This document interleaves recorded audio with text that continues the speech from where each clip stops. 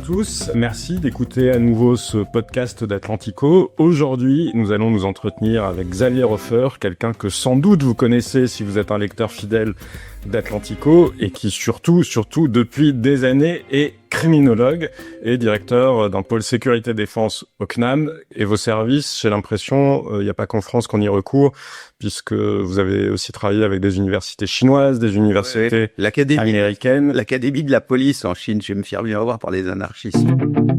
Vous avez comme ça des tentations communistes, ça n'est pas comme ça qu'on vous a connus. Non, c'est vrai, mais les Chinois ne sont pas plus communistes que moi, macronien, vous voyez, c'est-à-dire que sous le très mince vernis de communisme, c'est l'empire chinois qui continue. La cité interdite est toujours là, les mandarins sont toujours là, c'est extraordinaire. La superstructure communiste est un truc qui leur a permis d'exister pour se balancer dans le siècle nouveau, mais je parle du 20e à l'époque, quand le parti a été fondé, mais en réalité, la Chine éternelle est toujours là, c'est fascinant. C'est pas le sujet d'aujourd'hui, mais comme j'ai approché d'assez près les hautes structures en Chine, je peux vous dire des choses qui sont hallucinantes. On est exactement sous l'empire.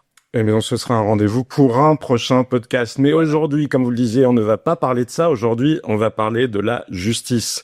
Et plus précisément encore, du deux poids, deux mesures. C'est vrai que c'est un sentiment qui s'est beaucoup installé chez un certain nombre de Français en raison de l'actualité récente, la condamnation de Nicolas Sarkozy, il y avait eu précédemment celle de Marine Le Pen, mais aussi dans la justice du quotidien, des décisions comme celle visant les agresseurs de ce policier qui avait été lynché à Roubaix et qui ont été maintenus en liberté provisoire en attendant d'être jugés, choquent beaucoup de gens. Mais d'abord sur ce constat, parce que on va parler de constat, et puis ensuite on parlera des causes et de l'analyse que vous faites de ces causes, puisque ça fait combien d'années maintenant que vous exercez ce beau métier ?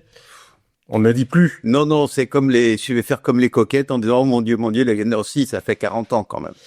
Donc, vous avez une solide expérience en la matière, vous connaissez aussi bien la magistrature, la haute magistrature que la police, et donc on parlera de toutes les causes que vous identifiez à ce mode de fonctionnement de la justice. Mais sur le constat lui-même, là j'ai cité les décisions qui ont frappé les Français, mais vous m'avez transmis une liste qui à être publié d'ailleurs dans Atlantico sur ce deux poids deux mesures. C'est redoutable. J'arrive même pas à citer un seul exemple tellement il y en avait une multitude de ce que vous nous avez transmis. Est-ce qu'il y en a un ou deux en particulier que vous pouvez nous rappeler? Alors, la justice a vocation à poursuivre les déviations dans la société. Vous avez plusieurs sortes de déviances dans la société. Vous avez la plus basse d'entre elles, la plus immédiate, la plus anodine, la plus banale et quotidienne, qui est la contravention. Après ça, vous avez le délit et enfin, vous avez le crime. Bien entendu, les criminologues ne peuvent pas passer leur vie à étudier le cas du petit garçon qui a tiré la sonnette et qui est parti en courant. Donc, naturellement, dans le dialogue que nous avons avec les différents ministères, nous étudions plus particulièrement les affaires criminelles. Là-dedans, encore une sélection, il y a des affaires criminelles individuelles.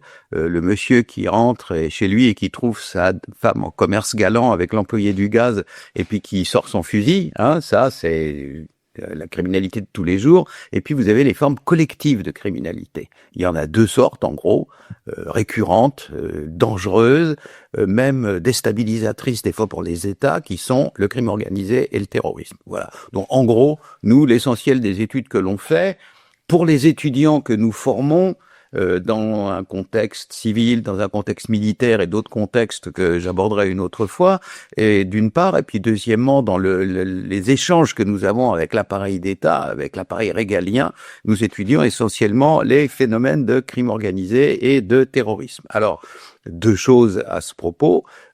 Premièrement, ça fait appel à tout un continuum de régaliens qui commence par la police, qui interpellent les gens, qui après ça les défèrent à la justice et enfin, quand c'est nécessaire, sont envoyés au bon service de la pénitentiaire. Vous voyez, le continuum régalien. Là-dedans, la justice a un pôle central. Et juste d'un point d'ailleurs, la frontière du crime, ça commence où? Le crime par rapport au délit? Pour que les gens l'aient en tête, parce que tout le monde connaît les mots. mais le concept juridique lui-même. Alors, c'est pas un concept juridique, c'est reconnu comme devant passer devant un tribunal, c'est un délit, et devant une cour, c'est un crime. Oui, mais c'est bien la gravité qui détermine. Évidemment.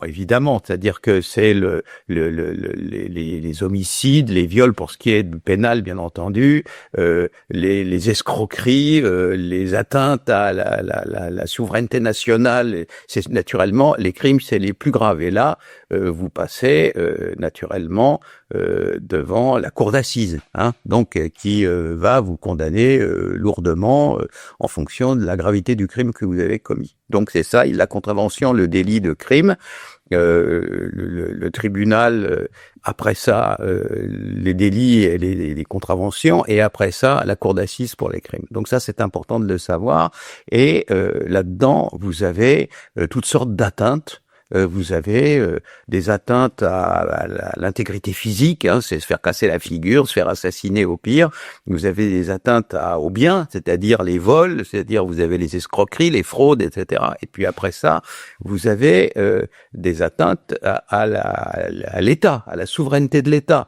Et c'est de ça dont on va parler maintenant. Donc, vous savez, j'étais dans l'entonnoir, là j'allais directement à ce qui allait nous importer. Depuis que Monsieur Macron est arrivé, et ça ne peut pas être une coïncidence, parce que auparavant c'était pas extrêmement précis et circonstancié et développé, mais c'était quand même un peu moins pire. Vous avez sans arrêt, je veux dire tous les jours, des actes originaires de secteurs politiques qu'on peut qualifier d'anarchistes, d'antifa, d'éco. Il n'y a pas vraiment d'éco-terroristes en France, mais il y a des éco-activistes, c'est-à-dire des gens qui utilisent des moyens violents pour ceci ou pour cela, dans le bénéfice au profit de leur cause.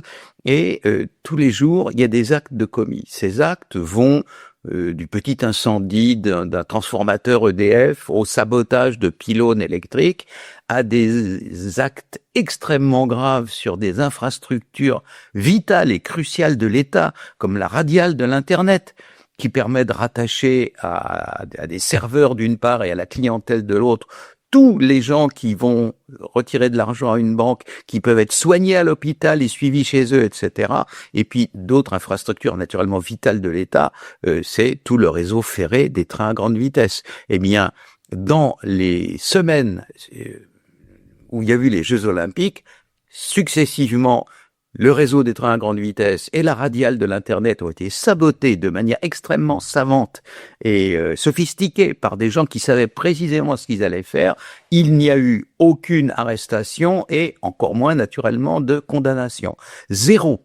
Et donc, je me pose la question de savoir pourquoi ? Parce que, bien entendu, des policiers qui sont capables d'arrêter des dangereux terroristes, qui non plus sont pas célèbres pour la publicité qu'ils font de leurs actions, pourquoi cet échec à 100% ? Pourquoi, comme d'habitude, les rodomontades de Monsieur Darmanin, on va vite en finir, vous allez voir ce que vous allez voir, et puis derrière, rien. Et donc là, on est en quelque sorte dans le premier chapitre de ce deux poids, deux mesures, le deux poids, deux mesures, dans les enquêtes mêmes, dans la manière même dont on cherche à trouver les auteurs de faits délictueux ou criminels. Et évidemment, de faits extrêmement graves. Vous ne pouvez pas, si maintenant les réseaux de fibres qui amènent ce qu'on appelle les autoroutes de l'information, vous savez, vous ne pouvez pas imaginer les drames extraordinaire que ça peut causer. Je vais dire que, par exemple, le dernier sabotage, alors, ça peut faire sourire parce que le terme fait un peu froid dans le dos, mais par exemple, quand le sabotage a eu lieu au moment du festival de Cannes, ou je sais pas, voilà, les feux dans les rues ne fonctionnaient pas, et plus grave pour les gens qui avaient un deuil, les incinérations, les fours crématoires ont cessé de fonctionner, avec tout ce que ça peut poser comme problème, d'abord pour les familles en deuil, et puis deuxièmement pour tout ce qui est la bonne continuité du service public. On n'était plus capable de trouver qui était enterré à quel endroit. Des ordinateurs fonctionnaient en ce qu'on appelle gentiment en mode dégradé. Vous voyez, donc ce sont des actions extrêmement graves, et si un acte de cette nature avec une revendication politique clairement exprimée, anarchiste sur des sites, etc. Si ça, c'est pas du terrorisme, je me demande ce qui en est. Et la justice ne traite aucune de ces affaires. Mais pourquoi, justement, la question que j'ai envie de vous Parce poser, que- est-ce que c'est parce qu'elle est dépassée par le phénomène, qu'elle se dit que potentiellement il y a des ramifications internationales, des États hostiles qui seraient dans des formes de guerre hybride, ou parce que politiquement, elle n'a pas envie de traiter ce versant-là du terrorisme? Mais c'est parce qu'ils ont des ordres de ne pas le faire.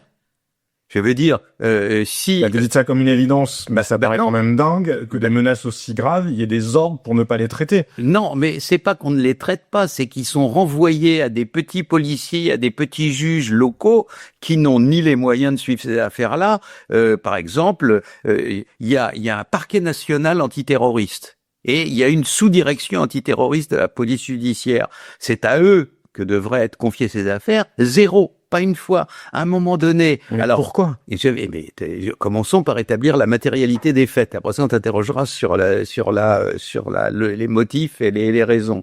Alors, je vous signale une chose, c'est que chaque fois qu'il y a un attentat en Europe, que cet attentat est réussi ou entrepris, c'est-à-dire que la bombe a explosé ou elle n'a pas explosé, mais c'est compté, point.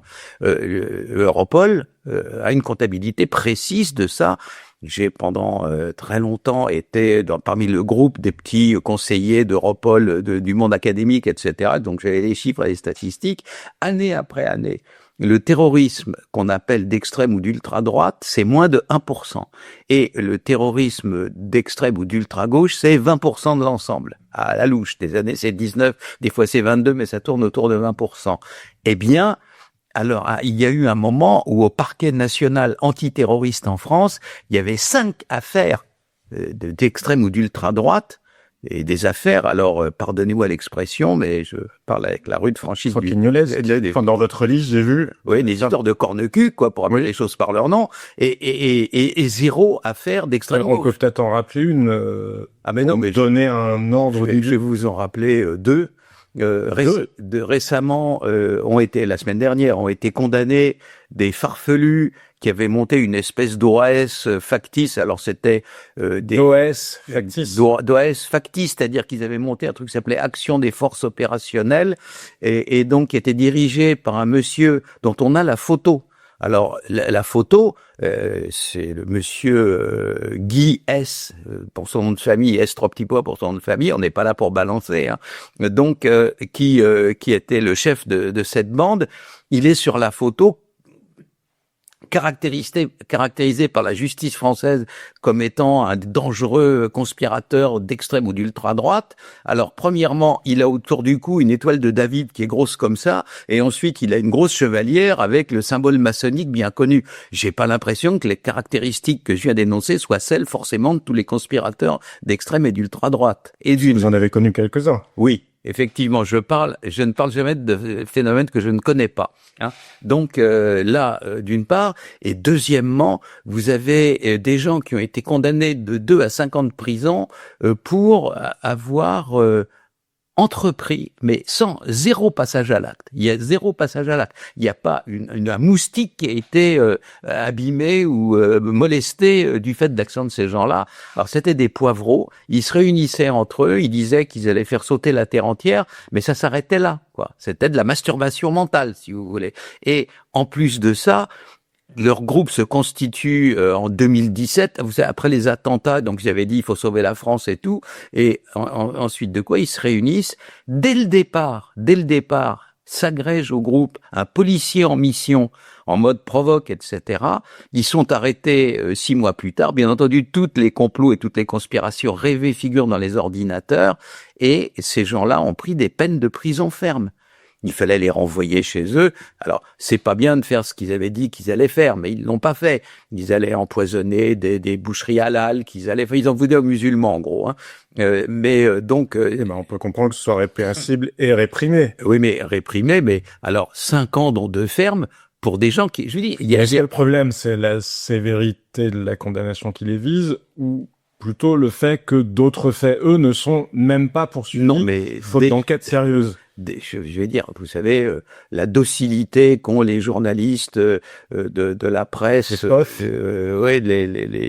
pour les gens qui leur donnent les informations, et bien même dans des journaux comme Le Figaro qui sont pas ultra hostiles à toutes les formes de pouvoir, quels qu'ils soient, vous aviez le journaliste qui suivait le procès qui était plié en deux de rire en disant il y avait un des conspirateurs qui était littéralement un simplet, quoi. Il comprenait pas ce que lui disait le juge. Voilà. Et il y avait des vieux poivreaux, alors ils buvaient du pastis au comptoir, après ça ils disaient donc mais ça a été traité, ils ont passé certains des mois en prison préventive pour des sottises qui méritaient, bon, alors symboliquement de leur dire refaites pas ça une deuxième fois, on va se fâcher, d'une part, et deuxièmement, alors ça d'un côté, deuxièmement parce que moi ça me fait penser à cette affaire, me semble-t-il, à Besançon, pendant une des manifestations du conflit sur les retraites, avec un manifestant ou une manifestante d'ailleurs qui avait une pancarte, un flic, une balle, et le procureur en a tiré la conclusion qu'on ne pouvait pas être certain du sens du message. Oui, là, ils ont été certains tout de suite, là, hein, dans le cas en question.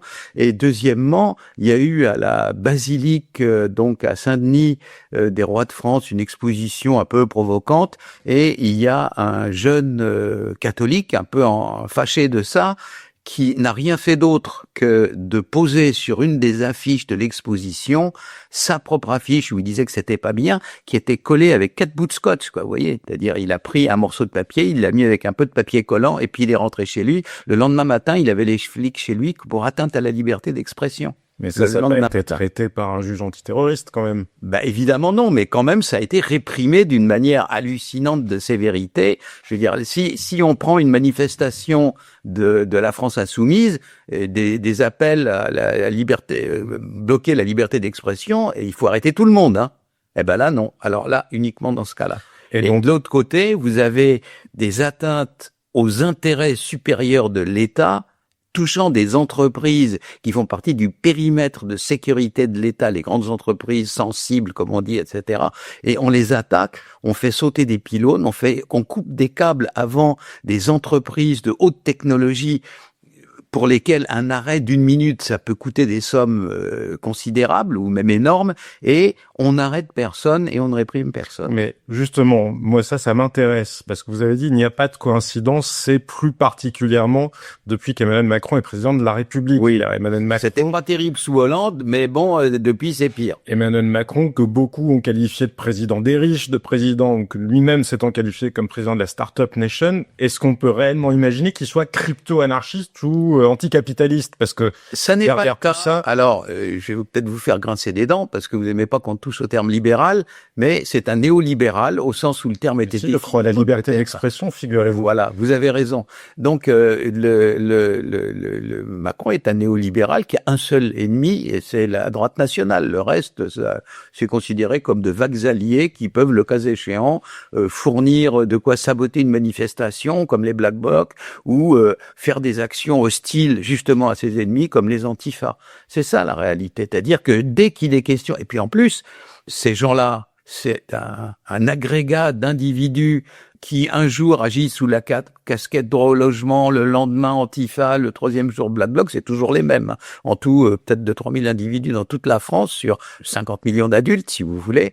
Et donc, les gens en question... Et souvent des fils de bourgeois, non? Oui, c'est des gens qui sont dans le papa-maman dans le bloc central, quand même. Hein. Donc, il y en a plusieurs qui ont été identifiés, qui sont connus, c'est des gosses de riches, quoi. Alors, ils se la jouent. Alors, une fois, j'en ai eu un en face de moi, dans un échange quelconque télévisé, et je lui dis c'est quand même beaucoup plus facile de jouer au héros de la lutte contre le fascisme quand on n'a pas la phalange en face, quand même. C'est beaucoup plus simple, là, ça aide. Là, qu'ils ont, c'est ce que j'appelle l'antifascisme onirique, c'est-à-dire que, en gros, c'est des gens qui ont mal digéré quand ils étaient petits le fait que papa leur demande de ranger leur coffre à jouets, alors depuis, ils sont révoltés, quoi, voilà. Dans le cas le plus comique, ça donne Mademoiselle Greta Thunberg. Autrement, ça donne... Et juste en passant d'ailleurs, enfin, sans rapport direct avec le sujet, mais ça m'intéresse à ce moment-là de la conversation, les étudiants que vous avez, eux, c'est qui? Parce que ceux qui s'intéressent encore à l'ordre ou à la lutte contre le crime, c'est quelle sociologie?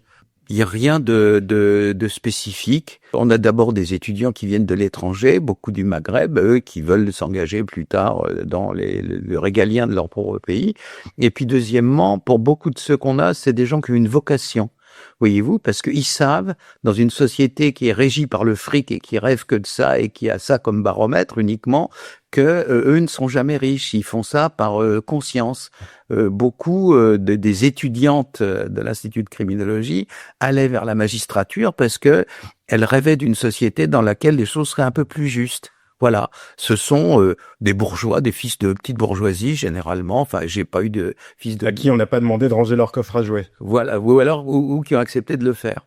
Pour en revenir à Emmanuel Macron, à cette fameuse coïncidence que vous évoquiez, pour me faire un peu l'avocat du diable, j'ai l'impression que les faits sur le sabotage de réseaux ou autres, il n'y a pas qu'en France qu'ils existent. J'ai l'impression aussi, je lisais récemment un article sur la situation en Allemagne, il n'y a quasiment aucune enquête, alors qu'il y a de plus en plus de sabotages, dont des sabotages tout sauf négligeables, puisque il y a eu la plus grave coupure d'électricité à Berlin depuis 1945 quand même. Les deux cas ne sont pas comparables. Si dans la Ve République et dans l'État-nation français tel qu'il est configuré aujourd'hui, si on veut taper sur la table, on le peut. Les pays fédéraux ne le peuvent pas. Les policiers en Allemagne de Bavière refusent même de parler aux flics de Hambourg parce qu'ils catholiques protestants, ça existe toujours. J'ai participé, j'ai été dans des réunions, en Allemagne, je parle encore un peu la langue, etc. Donc je peux accéder directement aux conversations avec eux. La raison pour laquelle l'Allemagne a toujours tenu tellement et tellement fort à avoir la direction ou être dans les postes les plus importants d'Europol, c'est pas pour fliquer les autres pays d'Europe, c'est pour savoir ce qui se passe chez eux, dont ils n'ont pas idée. Je peux vous dire que j'ai des réunions avec des policiers allemands de haut rang, ils sont sidérants, quoi. Une fois, il y en avait un qui me disait, mais oui, mais quand même, le PKK, alors les groupes révolutionnaires kurdes, ce sont des combattants pour leur liberté. Et je lui dis, mais monsieur, celui qui dirige le PKK pour la ville, je me souviens plus, je crois que c'était Düsseldorf, chez son frère, on a trouvé 122 kilos d'héroïne, c'est sa consommation personnelle ou quoi. Et le type me répond, mais vous voyez, c'est pas lui, c'est son frère. Le pauvre a pas idée de ce que c'est qu'un clan kurde, quoi. Voilà. Donc, ils sont aussi des rangs de naïveté. Alors, on leur a coupé tous les moyens de comprendre, de s'exprimer. Vu ce qui s'était passé avant, on comprend que ça soit passé comme ça. Mais aujourd'hui, bon voilà, donc l'Allemagne, la Belgique, les policiers wallons et les policiers français, flamands et wallons se parlent pratiquement plus. Donc c'est normal, c'est un bazar institutionnalisé par la forme fédérale de l'État. Mais en France, c'est un pays centralisé. À Strasbourg, le ministre de l'Intérieur, c'est ce qui se passe à Marseille, et etc., partout. Et en conséquence de quoi, le principal intéressé, s'il veut taper sur la table, il le peut. Et justement, des enquêtes, il y en a eu, parce que pour me faire encore l'avocat de je ne sais quel diable d'ailleurs, moi je repense à Julien Coupat, c'était ça son nom, l'affaire de Tarnac, les sabotages de voies ferrées. Et qu'on a ensuite restitué en disant que finalement c'était un peu une obsession de policiers de droite contre une ultra-gauche qui ne s'était rendu coupable de rien. C'était la manifestation claire et nette du fait qu'il faut pas mettre un idiot à la tête du renseignement intérieur. Si on n'avait pas mis monsieur Squarcini à la tête du renseignement intérieur, on aurait su la vérité. Les sottises de l'affaire Coupat, c'est le plantage de monsieur Squarcini qui a orienté les... Pourquoi précisément ? Et pourquoi précisément? Parce que c'est lui qui a orienté dès le départ l'affaire dans une mauvaise direction. Et donc, une fois que c'est parti dans ce sens-là, l'appareil d'État, vous savez, c'est pas un hors-bord, c'est un paquebot, quoi. Pour le faire tourner, c'est pas simple. Donc, on avait commencé... Parce que c'était quoi la bonne direction dans cette affaire de sabotage de voies ferrées? Alors, selon vous, la bonne direction, c'était des Allemands. Il y a une tradition pour les antinucléaires allemands.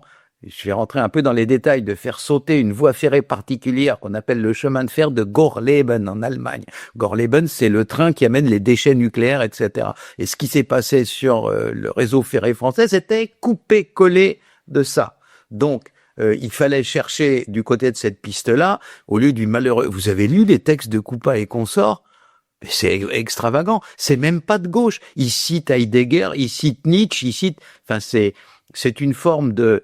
J'aurais pu les écrire avec vous. Non, moi je suis criminologue, j'écris pas des sottises comme ça. Donc je pense... Non, mais vous êtes aussi un fin connaisseur de la philosophie. Bien entendu, mais j'évite de la détourner, de la prostituer, de la dévoyer comme eux l'ont fait. Mais je vous dis, c'est extraordinaire, quoi. C'est une pensée de gosse de riche qui se la joue, quoi.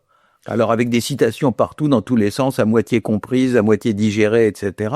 Mais vous savez, pour être terroriste, il y a quelque chose... J'ai jamais eu ce projet, donc je ne sais pas. Alors moi, je peux vous dire, parce que quand j'étais petit, dans ma génération, certains d'entre nous sont pas passés loin quand même. Il faut commencer très jeune. C'est la raison pour laquelle l'ETA et l'IRA avaient des mouvements de jeunesse qu'ils envoyaient se friter avec la Guardia civile ou avec la police d'Irlande du Nord dès l'âge de 13-14 ans, parce que... pour repérer? Non, pour savoir faire, pour avoir les techniques. C'est pas facile de faire une bombe sans se la faire péter dans les doigts. Tout ça, ça s'apprend très jeune. Et ceux qui se lancent dans le terrorisme à 40-45 ans, on va reprendre un vieil exemple, M. Feltrinelli en Italie, bah voilà, il se fait sauter avec sa bombe parce qu'il n'a pas su faire. Donc, Monsieur Coupa et sa bande de joyeux branleurs, là, ils sont capables de faire un groupe terroriste comme moi de dire la messe, quoi, à peu de choses près. Hein, voilà. Donc c'était sans doute peut-être les incitateurs, c'était des agitateurs, mais c'était des gens, on leur retire leur petit ordinateur portable, ils sont plus bons à rien, ils savent rien faire. Et voilà, donc c'est un exemple précis de la façon dont les enquêtes n'ont pas été menées de la bonne façon. Mais la période était différente. Est-ce qu'il y a Et est-ce que de manière plus récente, il y a une convergence peut-être entre les islamistes et une certaine ultra-gauche? Je vais vous donner un exemple. Non, mais je vous donne un exemple précis et j'écouterai votre réponse avec attention. Dans le fameux sabotage de Cannes que vous évoquiez, le réseau électrique à Cannes, sur un pylône, il y avait écrit les 1000 coupures, faisant référence à la stratégie des 1000 entailles. Vous savez, la stratégie mise au point ou théorisée par, je ne sais plus, j'ai plus son nom là, mais théoricien d'Al-Qaïda pour affaiblir un État. Oui, c'était un Syrien qui disait ça. Là, son livre s'appelle la gestion de la terreur. Voilà. Donc c'est peut-être une petite provoque, peut-être que le type avait lu ça dans Libé ou quoi, je sais pas. Je peux pas vous dire, mais sur le terrain, les deux couches que sont d'un côté les djihadistes et de l'autre côté les petits anards, etc. Les deux couches ne se recoupent même pas, ne s'approchent même pas, c'est de l'eau et de l'huile, quoi. C'est absolument séparé les uns des autres. Et encore il n'y a pas de projet commun. C'est dangereux le terrorisme, on risque de mourir, on risque de tuer, on fait pas ça avec des gens qu'on connaît pas, quoi. Et en matière de deux poids, deux mesures aussi, on le sait, la police surveille beaucoup tous les groupes d'ultra-droite, comme on dit, enfin la Loé, qui refuse la démocratie, enfin de passer par les urnes. Est-ce qu'il y a la même chose pour l'ultra-gauche? Parce que c'est à ciel ouvert. Quand je vois l'Institut La Boétie, l'Institut des Insoumis, quand ils reçoivent Andreas Malmö, ce Suédois qui a écrit ce manuel de sabotage, comment faire sauter, je sais plus quoi d'ailleurs, il le revendique explicitement, ouvertement. Alors, comment ça se passe chez les policiers et chez les gendarmes et dans les services de renseignement? Au sommet, il y a des hauts cadres de l'administration française, civile la plupart du temps et quelquefois militaire. La France est le plus vieil État-nation d'Europe. La France, c'est le premier État-nation constitué en Europe, pour des motifs qui échappent totalement à la discussion d'aujourd'hui, mais dès le XVIIe siècle. Hein. Et donc, à partir de ce moment-là, se constitue autour du roi, de l'empereur, du président de la République ou du Premier ministre, président du Conseil, quand c'est lui qui dirige, une caste de hauts fonctionnaires qui existe pluriséculairement en France et qui a un sens aigu de sa survie, de savoir où sont les prébendes, où sont les bonnes places, ce qui plaît au roi et ce qui déplaît au roi. À partir du moment où quelque chose, ils le savent en 15 jours, ils ont l'habitude, déplaît au roi ou l'agace ou fait qu'il regarde en l'air ou qu'il cherche son téléphone portable du regard parce qu'il s'enquiquine, à ce moment-là, ils évitent d'en parler parce que il y a peut-être 3000 de ces individus dans la couche supérieure de l'État avec les 500 premiers et puis une couche en dessous. Et il y a peut-être 30 jobs intéressants, très lucratifs, avec des perspectives à long terme, des possibilités d'être pantouflage après. Et c'est ça qui vise. En conséquence de quoi, même si en dehors de ça, ils ont un sens de l'État, même s'ils sont dévoués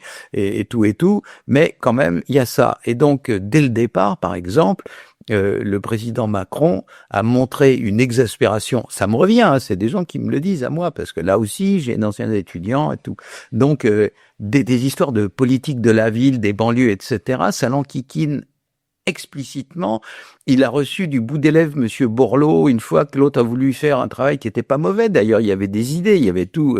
Il savait de quoi il parlait, donc tout était pas. Faut pas se prosterner, mais quand même, il y avait des idées intéressantes sur des façons de résorber l'ensauvagement des quartiers en question. Eh bien, dès le départ, tous les hauts ont capté en 3 semaines que ça l'emmerdait, quoi. Et en gros, plus personne n'en a parlé. C'est comme ça que ça se passe. C'est pas la peine qu'il y ait d'ordre explicite, c'est de l'ordre de ce qu'on capte quand on a l'habitude d'observer les réflexes du roi ou de son entourage direct. Donc c'est la raison pour laquelle les magistrats, qui eux aussi sont pas totalement étrangers à l'idée de promotion personnelle, les plus hauts d'entre eux, eh bien, très rapidement, ils ont compris qu'il y avait un côté, il valait mieux cogner d'un côté que de l'autre, quoi. Donc avec un président ou une présidente différent demain, on pourrait imaginer que ce 2 poids 2 mesures dans les enquêtes change, ou alors il y a quand même des réflexes qui se sont tellement installés que même un autre président avec d'autres centres de préoccupation aurait de la peine à faire bouger les choses. Je suis, une fois de plus, on parlera peut-être tout à l'heure de la manière dont la justice n'est pas entièrement coupable, mais l'appareil d'État en particulier, j'ai vu fonctionner l'appareil d'État britannique, puisque j'étais le seul Français à faire partie du comité préparatoire des Jeux Olympiques de Londres en 2012. Donc en 2010, j'allais à Londres, j'étais avec le patron des services britanniques, MI5, MI6, le patron de Scotland Yard, etc. Ils m'aiment bien parce que je parle anglais comme eux, donc ça va, s'ils sont pas obligés d'avoir des interprètes, des trucs, donc ça ralentit pas la conversation. Hors de mon génie personnel, c'est quand même une des raisons pour lesquelles ils m'invitent. Donc j'ai pu voir fonctionner l'appareil d'État de différents pays d'Europe avec Europol. L'appareil d'État français est parfaitement sain, est parfaitement bien constitué. Bon, il est trop touffu, il coûte trop cher, tout ce que vous voulez, mais il fonctionne. Et donc, à partir du moment où le sommet donne un ordre, une impulsion, il est suivi. Voilà. Donc, le jour où on dira... je l'ai déjà dit, donc, mais j'insiste bien là-dessus. Donc, est-ce qu'il y avait, si on remonte dans le temps, est-ce qu'il y avait un 2 poids 2 mesures différent, ou moins de 2 poids 2 mesures sur ce chapitre enquête, quand Nicolas Sarkozy était président, ou Jacques Chirac? Non, il y en a qui se préoccupent. Et puis, des fois, la situation est plus ou moins grave. Du temps de Chirac, il n'y avait pas lieu de discriminer essentiellement entre l'un et l'autre. On tapait un petit peu sur les uns et les autres quand ils sortaient un peu trop la tête, et puis c'était bien. Ultra-gauche, ultra-droite. Voilà. Du temps du général de Gaulle, c'était pas pareil. C'était l'avenir de la Ve République. Il y avait des gens de l'OAS qui posaient des bombes à Paris, donc c'était pas pareil, évidemment. Et puis en plus de ça, la police, plus une institution est vaste. Alors je vous rappelle, la gendarmerie c'est 120 000 hommes avec les 20 000 réservistes, la police c'est 150 000, la sécurité privée qui compte aussi c'est 100 000 hommes. Donc tout ça, ça obéit à des instructions qui sont venues du sommet. Et plus c'est dans le régalien, et plus les instructions en question sont des ordres. C'est-à-dire on se soumet ou on se démet. Voilà. Donc, en conséquence de quoi, le jour où il y a un président de la République qui dit il faut faire comme ci, qui arrive à la télé aux 20h, qui dit la récréation est terminée, alors les cités hors contrôle, c'est fini. Et moi, en 2020, je me souviens, parce que c'était pratiquement une semaine avant le confinement, j'ai passé pratiquement, toute la matinée avec le gratin de la gendarmerie nationale à Satori. Ils ont dans l'espèce d'énorme campus qu'ils ont là avec les hélicoptères, tout ça. Ils ont un petit amphithéâtre et donc on a passé la matinée là-dedans. Il y avait une vingtaine de colonels et plusieurs généraux, dont un général 4 étoiles. Et la gendarmerie, il y en a très peu. Donc c'était le gratin. Et à la fin, le plus ancien dans le grade le plus élevé, un général 4 étoiles, parfaitement célèbre chez les gendarmes parce qu'en plus d'être de 4 étoiles, mais il est célèbre, des fondateurs du GIGN, qui m'a dit dit, il me connaît bien parce que j'étais affolé quand il m'a rappelé ça, que j'avais été son tuteur à l'école de guerre, je sais pas, 30 ans avant, quoi. Alors, j'ai dit, bah oui, mais ça me rajeunit pas, quoi. Mais bref, c'est comme ça. Et donc, le général en question me dit, Monsieur Hofer, nous sommes prêts. Le jour où nous avons l'ordre du pouvoir de reprendre en main les quartiers en question, c'est fait en 3 mois. Parce que les gendarmes travaillent comme les pompiers. Les pompiers passent 10% de leur temps à éteindre des incendies et 90% à les prévenir. Donc, comme j'étais hier matin encore dans mon bureau avec un colonel gendarme qui prépare un doctorat, etc. Donc, ce que je vous dis date de hier. Plus ça va, plus la racaille, les cités hors contrôle et les métastases vers la zone gendarmerie. Oui, vers les zones rurales. Non, mais c'est périurbaines. Attendez, je vous rappelle les proportions. Police nationale, 50% de la population, mais 5% du territoire. Gendarmerie nationale, 95% de la population et 50%, mais 95% voilà, 95% du territoire. Donc voilà. Donc il m'a dit, ils arrivent de plus en plus chez nous et ils s'y préparent. Il s'y prépare. Donc, à l'heure actuelle, le problème de la reprise en main et du maintien de l'ordre en France, c'est essentiellement un problème de volonté politique. Et donc, j'ajoute à périmètre égal du droit, c'est-à-dire qu'il n'est pas la peine 1 minute de rajouter un article, un codicile, une annexe, quoi que ce soit, au code pénal tel qu'il est aujourd'hui, il suffit parfaitement. Là aussi, un exemple. Et puis, parce que ce point-là, il m'intéresse, mais alors, on va y revenir. Un exemple. La définition mondiale de ce que c'est que le crime organisé, elle existe. Elle a été définie en 2000 par l'ONU, le service d'études des phénomènes de drogue et de crime de l'ONU, dont à ce moment-là, le directeur général était mon ami Pino Arlacchi, qui est le plus grand criminologue italien. Donc j'étais à Palerme avec eux parce que ça a été décidé à Palerme comme pied de nez pour la mafia, quoi. Et donc la définition mondiale du crime organisé, elle est simple. Plus de 3 personnes, partage des décisions, partage du butin et continuité dans le temps. Donc, ça peut pas être un groupe qui s'est constitué pour un braquage, par exemple, mais s'il y a continuité dans le temps, etc. Vous savez. C'est pas une association de malfaiteurs. C'est le degré supérieur de l'association de malfaiteurs. Et c'est là, association de malfaiteurs qui se poursuit. De malfaiteurs criminels, hein, c'était le terme, voilà. Et donc, l'association de malfaiteurs en question, si elle se livre au trafic de stupéfiants, durablement, mais durablement, c'est pas 15 ans, hein, c'est quelques mois. Hein, il suffit que pour que ça soit constitué, qu'il y ait une durabilité sur une période de temps substantielle, qu'on puisse définir et appréhender. Dans le code pénal d'aujourd'hui, vous savez, prison à perpétuité, réclusion criminelle à perpétuité et 7 500 000 € d'amende.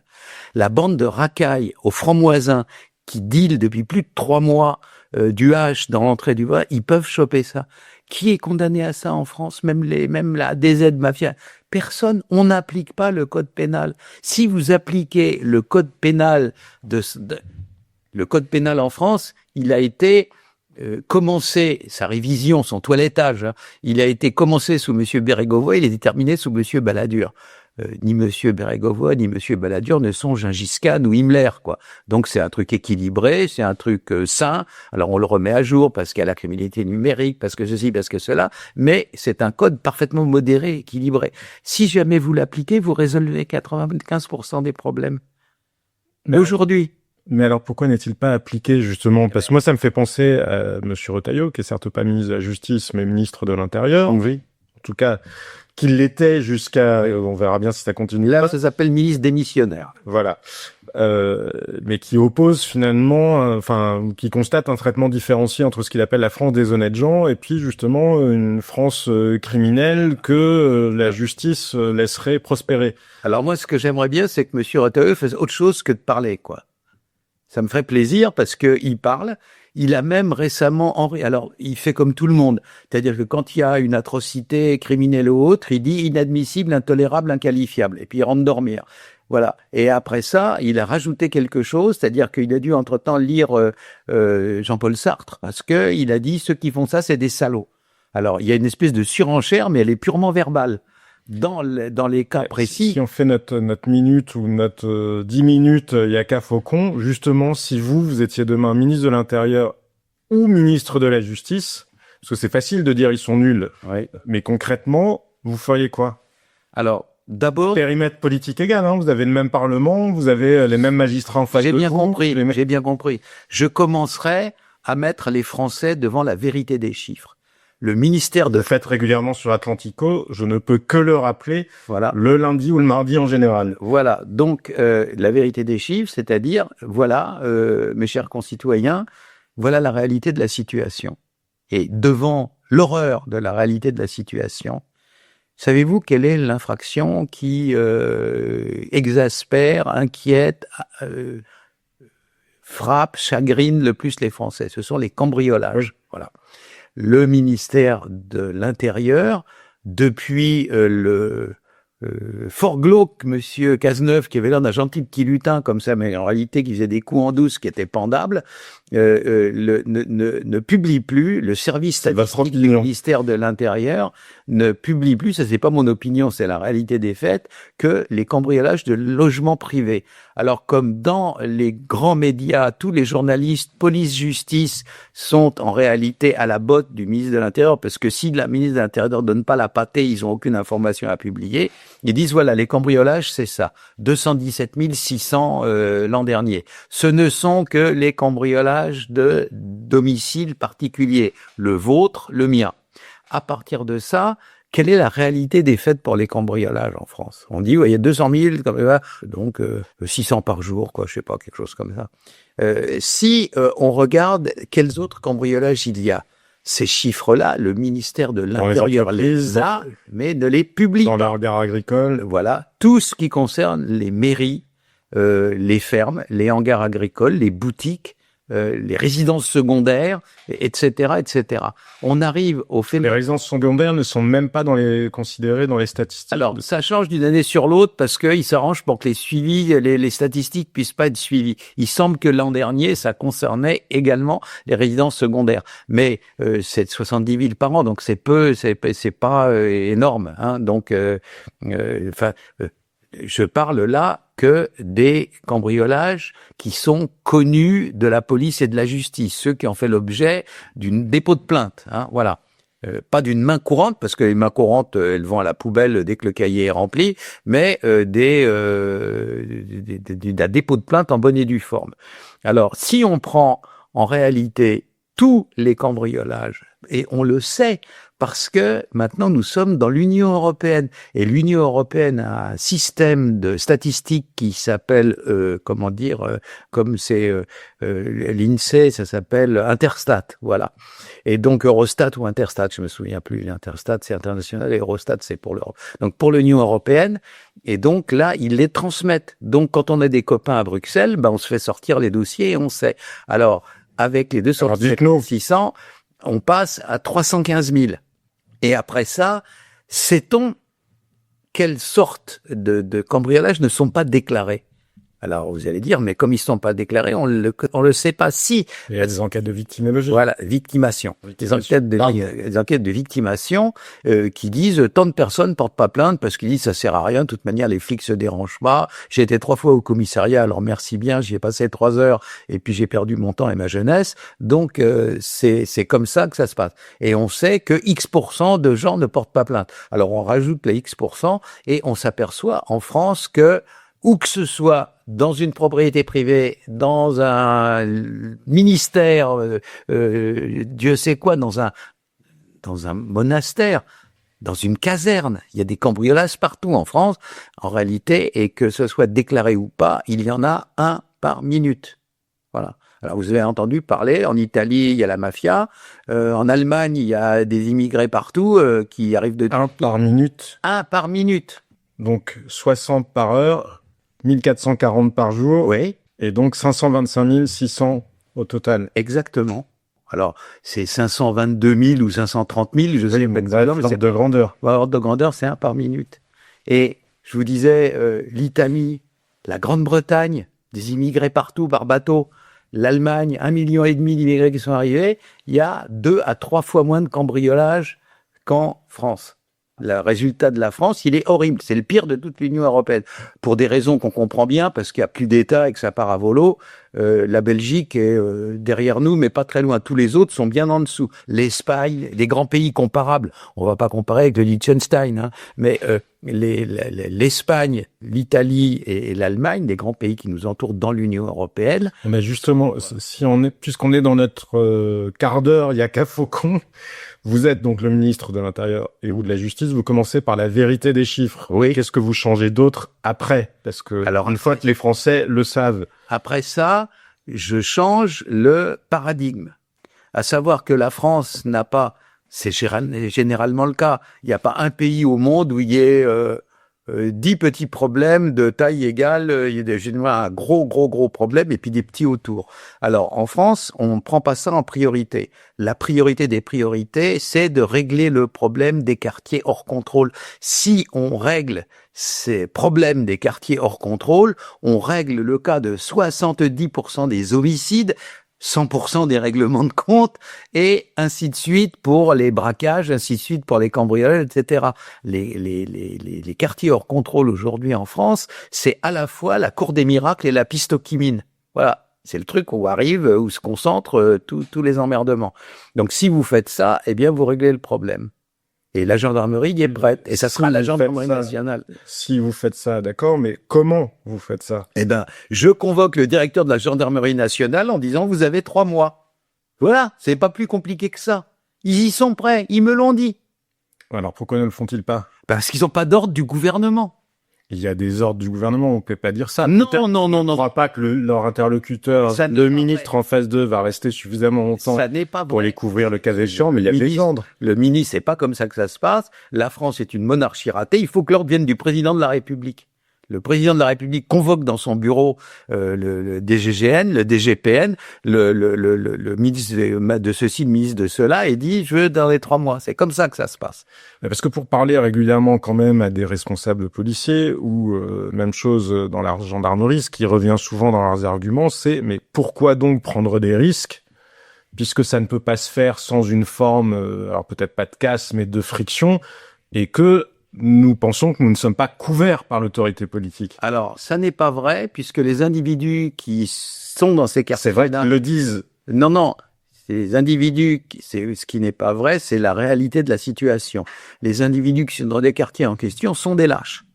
Ils sont toujours, l'affaire Naël, 50 contre 1. Le jour où vous avez 200 gardes mobiles en face de vous, vous cessez de faire le malin. Alors, c'est bien simple.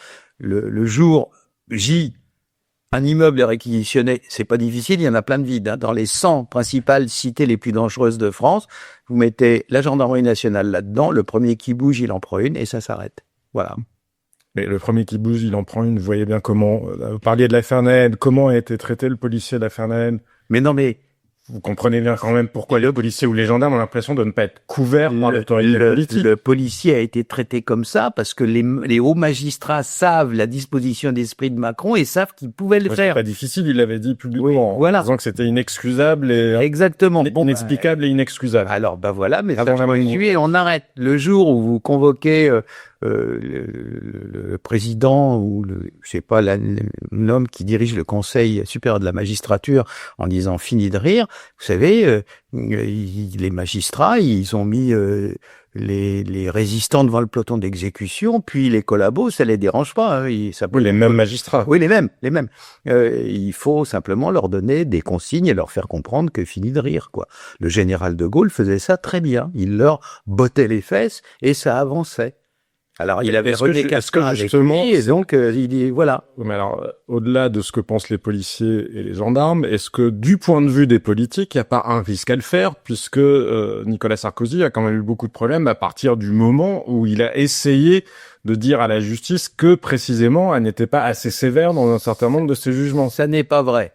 Nicolas Sarkozy n'a pas eu des ennuis avec la justice à cause de ça. Il a eu des ennuis avec la justice, premièrement parce que dans l'entourage de l'Élysée circulaient des individus extravagants. On en a parlé d'ailleurs dans Atlantico, pas plus tard que la semaine dernière. Sandro Giorino. Voilà, exactement. D'une part, et ça s'est pas passé du tout parce que la magistrature a quand même une audité de ce que c'est que la présidence de la République française et le fait que des voyous impliqués dans les affaires Zemmour, je parle du gang, hein, et non pas du noble chroniqueur. Voilà, donc à partir de ce moment-là. Et deuxièmement, parce que, chose que sait toute personne qui a passé 1 heure de sa vie dans un palais de justice, la haute magistrature, ce sont des gens redoutables. Ils sont très peu nombreux. Je vous rappelle que pour toute la France métropolitaine, il y a 34 procureurs généraux, 35 au maximum, hein. Et puis avec tous les présidents de chambre les plus importantes, vous avez 200 ou 300 individus qui sont détenteurs tout simplement de ce que c'est que la vie en société. La clé de voûte de la société, c'est la philosophie du droit. Voilà. Ce qu'on peut faire, ce qu'il faut pas faire, ce qu'il ne faut jamais faire parce que là, les résultats est forcément catastrophique. Exemple, ne jamais promulguer de loi inapplicable parce que si le justiciable se rend compte qu'on a le droit de ne pas appliquer une loi, il n'en respecte plus aucune. Enfin, on n'arrête pas de le faire. Etc. Oui, mais. Promulguer des lois inapplicables. Oui, mais non, mais ça signifie que l'Assemblée nationale n'a pas été, régulée de manière à ce que on ne fasse pas une bombe, une loi, une bombe, une loi, une bombe, une loi simplement pour se faire plaisir. Alors en réalité, ça rend les choses encore plus compliquées. Moi, je vais vous dire, le travail des magistrats, il est impossible. Tous les 4 ou 5 ans, il y a un livre qui est publié chez Dalloz, on peut se l'acheter, hein, c'est dans le commerce, qui reprend l'une après les autres toutes les incriminations, depuis le gamin qui a tiré la sonnette et qui est parti en courant, jusqu'au fou furieux, mais responsable de Cézanne, qui a coupé sa vieille grand-mère en 14 morceaux. Et donc, il y a toutes les incriminations pour tout. Alors, le livre en question, il avait un certain format en 2012 et il faisait 1500 pages. En 2022, le livre en question a grandi de format et fait 2200 pages, papier Bible. Les magistrats n'ont pas une greffière de plus, n'ont pas un ordinateur de plus, et chaque année, ça se complexifie. Vous vous rendez compte, tout le droit... Avec Dupond-Moretti s'est vanté d'avoir été, il a eu raison de le faire, en tout cas sur les chiffres, d'avoir obtenu la plus haute augmentation du budget de la justice depuis longtemps. Mais c'est des conneries, pardonnez-moi, là je m'emporte, il a dit n'importe quoi. Le problème de la justice en France, c'est pas 8% par an, c'est 50% pendant 10 ans. Vous vous rendez compte que la France a 4 fois moins de procureurs que la Pologne. Vous vous rendez compte que la moyenne des magistrats pour 100 000 habitants, c'est 11 dans l'Union européenne et 3 en France. On a moins de magistrats que la Moldavie et que l'Albanie. Voilà la réalité des choses. J'ai dû avoir, en tant que professeur, je suis pas comme Monsieur Miller, qui me sont passés entre les mains. J'ai eu des centaines de magistrats, hein. Donc j'en connais qui sont dans des endroits sensibles, par exemple pas loin des frontières où il y a beaucoup d'activités criminelles transfrontières. J'en connais un. Pour travailler, un procureur, pour travailler décemment, la justice se doit d'être lente. Elle peut pas. Si on bâcle, il y a des erreurs judiciaires sans arrêt, avec des recours. Donc on étouffe encore plus le système. Donc il devrait avoir 30 dossiers sur son bureau, il en a 300. Comment, il est pas gauchiste du tout, hein, mais c'est pas les juges gauchistes que je connais le mieux. Je vais vous faire une confidence, mais il peut pas travailler. Il est paralysé. Son livre des incriminations, il devient de plus en plus obèse et il n'y a pas des moyens pour traiter les choses. Et donc, si vous étiez le ministre de la Justice, priorité absolue, c'est forcer le président de la République à vous accorder une hausse de budget de 50%. Non, premièrement, faire des choses faciles et simples, c'est-à-dire demander à un panel de magistrats en France ce qu'il faudrait faire immédiatement, qu'on peut faire tout de suite, qui leur simplifie la vie. Par exemple, il y a une mesure qui est enfantine, c'est les recours. C'est la croire qu'il ne l'ait jamais dit. Mais non, mais ça n'est que leur représentant ne l'ait jamais dit. C'est pas comme ça que ça se passe. Il faut que l'impulsion vienne du sommet. Nous sommes une monarchie. Si l'impulsion ne vient pas du sommet, c'est voilà, ça passe à la poubelle. Il ne faudrait pas que vous soyez ministre de l'Intérieur ou de la Justice, mais président de la République. Dictateur de la galaxie. Cela seul me convient. Non, je plaisante. Donc, ce que je voulais vous dire, c'est que l'impulsion doit venir du sommet. Du jour où, dans le siège de l'autorité suprême, il y a quelqu'un qui dit « Monsieur Machin, il y a une très belle lettre. Je l'ai vue un jour dans le bureau d'un président d'une très, très, très, très grande société d'assurance. Il y avait des incendies de forêt sans arrêt. Et puis, je lui dis « Ça vous enquiquine pas ?» Il me dit « M'en fous, j'augmente les primes. » Voilà. Et il dit, regardez ça. Et au mur, il y avait, alors, les temps ont changé, on ferait plus pareil maintenant, mais quand même, l'impulsion, c'est ça. Napoléon. Voilà. Monsieur le préfet du Var, j'apprends qu'il y a encore eu des incendies dans votre département. Vous voudrez bien faire rechercher les coupables et les faire passer par les armes. Et maintenant, la phrase importante, si jamais un autre incendie venait à se produire, vous me ferez songer à vous trouver un successeur. Signé Napoléon. Boum, on fait ça avec 3 préfectures du sud de la France, il n'y a plus d'incendie, quoi.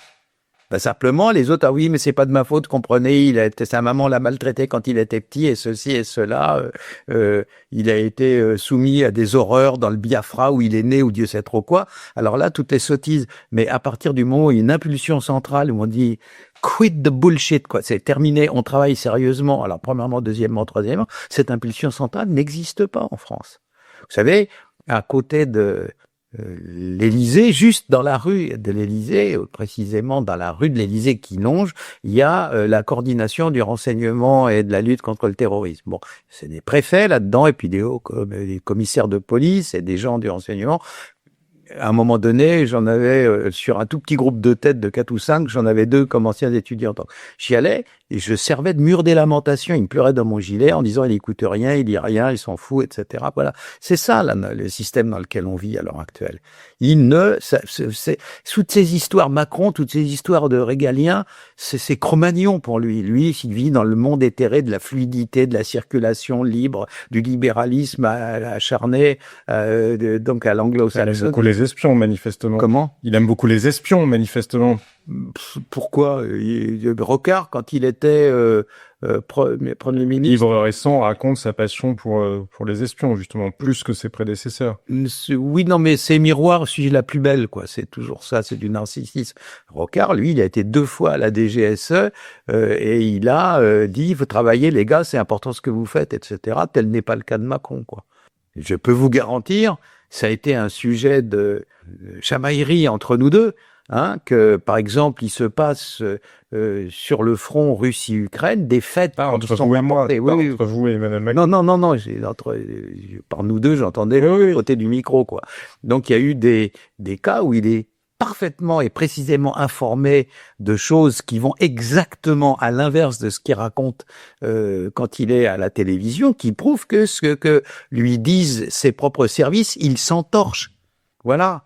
Donc c'est ça la réalité. On va encore faire des amis. C'est vrai, seule la vérité est révolutionnaire. Hein. Voilà, donc il faut dire la vérité.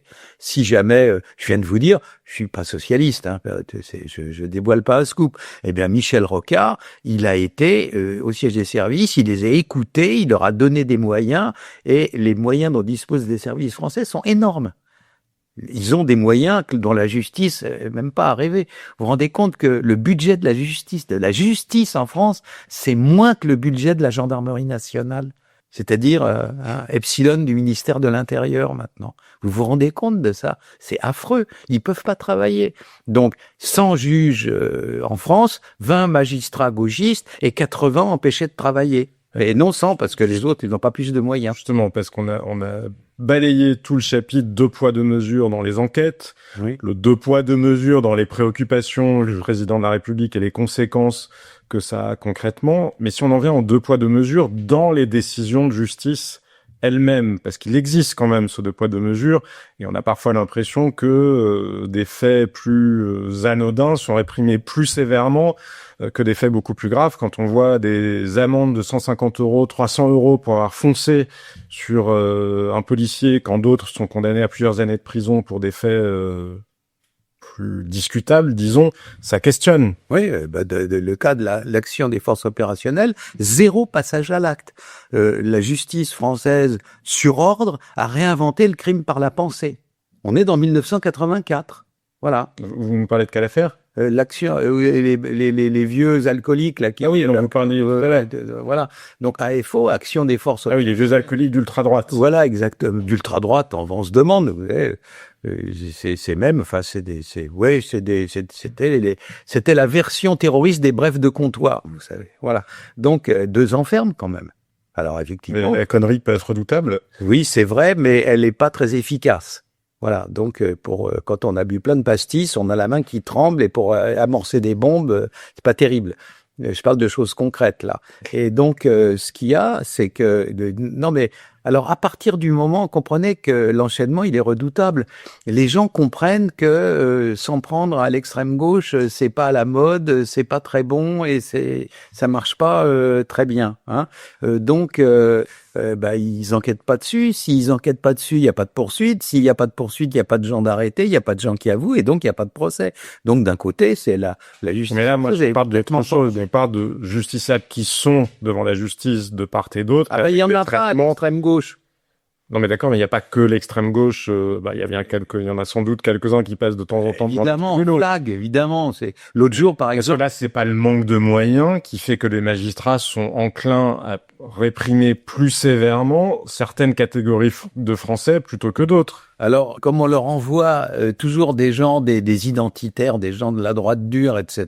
Mais là, moi, je parlais bien plus largement, si on raisonne sur tous les Français, en fait. Non, je crois que c'est un peu une loterie, quoi. Comme la justice n'a pas les moyens de s'organiser, elle n'a pas les moyens de s'homogénéiser, et donc, selon qu'on est jugé à Strasbourg ou à Brest, ça va pas se passer pareil, parce que il y a pas, il faut un travail d'homogénéisation de tout ce qui concerne. Il y a une politique pénale dans le pays. Oui, mais c'est la politique. Il y a un proverbe chinois qui dit un poisson mort ne remonte pas le courant.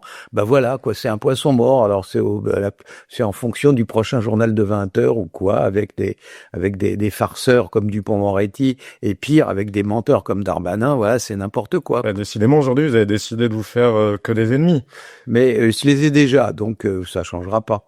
En plus de ça, ils chercheront, ils me trouveront pas avec de la cocaïne, ils me trouveront pas avec un mineur.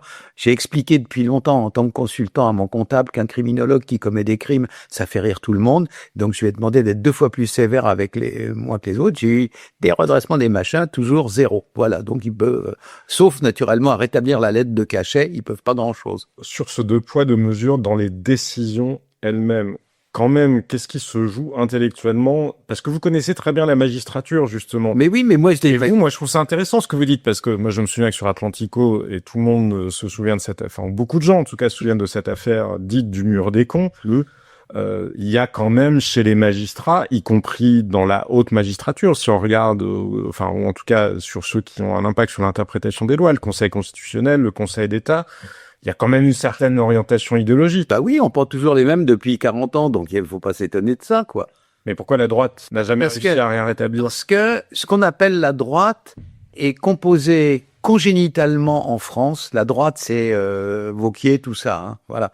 Donc, allez hop, un ennemi en plus. Non, donc la droite est composée, alors là c'est rien à côté de ce que je vais dire, est composée congénitalement de traîtres. Les orléanistes ont la trahison dans le sang. Un des livres les plus forts... Vous avez mangé quoi aujourd'hui? Non, c'est un jugement que je suis capable de porter n'importe quel jour. Et puis, j'ai bu de l'eau minérale. Donc... ça, je vous soupçonnais pas d'être arrivé en ayant dit pastis. Je ne fais pas partie... Votre main ne tremble pas. Je ne fais pas partie de l'organisation des forces opérationnelles. Et donc, ce que je veux vous dire, c'est que un des livres, le titre est un peu déplanant, si vous voulez. C'est les Mémoires d'outre-tombe.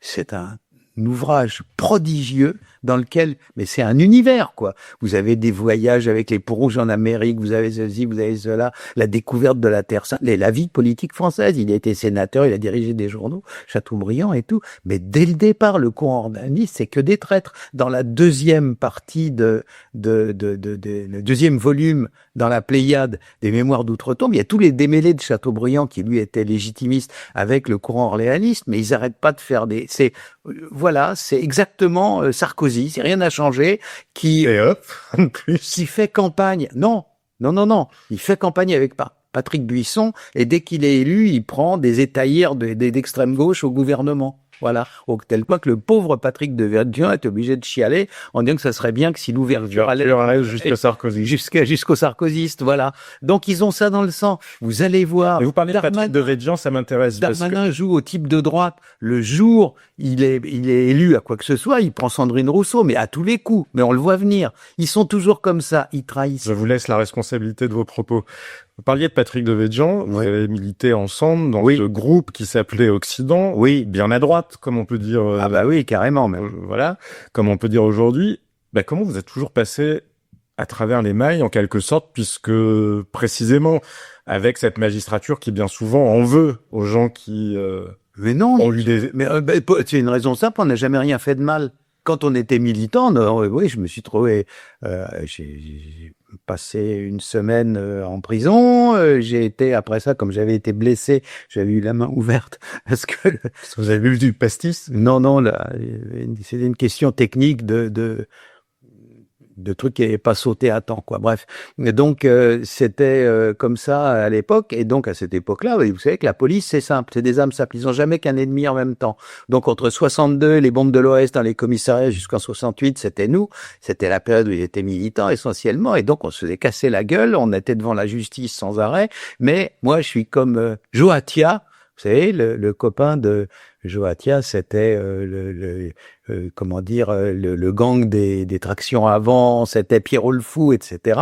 Alors, il était célèbre, Joatia, parce qu'il avait eu des non-lieux les uns après les autres. Moi, j'ai eu 3 non-lieux dans ma vie, donc j'ai jamais été condamné, mais j'ai passé des heures devant des juges d'instruction, etc. On était réprimés à l'époque. Simplement, comme la police et les gendarmes, c'est des âmes simples, à partir de 68, c'est devenu les gauchistes, les ennemis. Alors, ils nous ont foutu la paix, quoi, après ça. Mais aujourd'hui, les ennemis, c'est plus les gauchistes. Pour qui? Pour la justice. Si je suis votre raisonnement, en tout cas, si l'exemple venu d'en haut... Non, mais les deux périodes n'ont plus rien à voir. Marcel Gauchet a fait valoir de manière extrêmement juste, et comme toutes les formules justes, elles tiennent en une phrase, hein, la France, à un moment donné, est passée d'une logique d'affrontement à une logique d'évitement. Maintenant, les gens, ils s'évitent, ils se dénigrent, mais ils s'affrontent plus directement dans le champ de la politique. Donc, moi, à l'heure actuelle, ou alors Libération dit oui, mais Refaire, il était Occident. Bon, voilà, c'est vrai. Ok, ça fait 60 ans quand même. Hein, donc, s'ils ont envie de gatifier jusqu'à ce que je sois centenaire, moi, ça me va très bien. Et si on revient au fonctionnement de la magistrature elle-même, oui. Je vous ai souvent entendu en parler, c'est fascinant quand vous en parlez, parce que vous la décrivez comme une institution quasiment inchangée depuis l'Ancien Régime. Et c'est le cas. Il y a 2 outils cruciaux pour le fonctionnement de l'État français, quelle que soit sa forme, monarchiste, impérial ou républicain, qui sont la justice et la gendarmerie nationale. La gendarmerie nationale parce que le siège de l'État, là où il siège, c'est à Paris, et que dans la banlieue parisienne, là, à côté de Versailles, il y a tout ce qu'il faut pour protéger les institutions vitales de l'État. Deuxièmement, la justice, parce que c'est le normatif, quoi. C'est tu ne tueras point ceci, cela, etc. Donc c'est l'outil central de fonctionnement de l'État. Quand il n'y a pas une justice fonctionnelle, c'est soit la loi du talion, soit le chaos. On le sait. On en a la preuve. Ce que je dis, c'est pas une pétition de principe. Pendant la Deuxième Guerre mondiale, vous avez un pays qui a été occupé par l'armée allemande, qui était le Danemark. Vous voyez comme c'est paisible, le Danemark, hein, les petits vases, les petites fleurs, les petites maisons, les jolies filles avec des jolis joues rouges et puis des vélos, etc. C'est ça le Danemark. On a à un moment donné mis en prison parce qu'il collaborait avec la résistance, la police et une partie de la justice danoise. On les a pris, on les a collés dans un camp en disant vous aidez les résistants, vous aidez les gens à fuir vers la Suède, etc. Ça va pas du tout. Du jour au lendemain, le pays est devenu un pandémonium. Les femmes se faisaient violer dans les escaliers, les gens se faisaient piller et tout. Quand il y a plus du bleu dans les rues, l'être humain est une sale bête, hein. Donc il viole, il tue, il s'empare, il pille, il fait ce qu'il faut. Donc on sait que l'institution la police et la justice, c'est le cœur de l'appareil d'État. On sait depuis toujours que... Ça ne dit pas pourquoi la justice est d'Ancien Régime. J'arrive à ça.